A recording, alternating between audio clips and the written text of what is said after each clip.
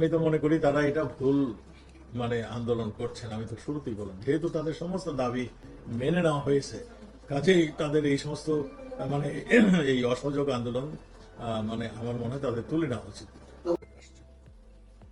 আপনারা এও জানেন, এইচএসসি পরীক্ষার্থী প্রধানমন্ত্রী একটা নির্দেশনা ছিল যে পরীক্ষার্থী এবং ছাত্রদের জামিন দেওয়া, তাদেরকে জামিনে ছেড়ে দেওয়ার নির্দেশনা তিনি দিয়েছিলেন।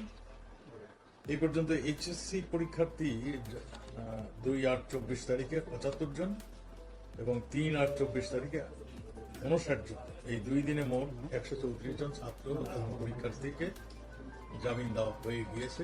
এবং আমরা আরো পরীক্ষা নিরীক্ষা করছি, যে সমস্ত ছাত্র এই ধৃত হয়েছে তাদেরকে আমরা ছেড়ে দেওয়ার জন্য একটা উদ্যোগ নিয়েছি।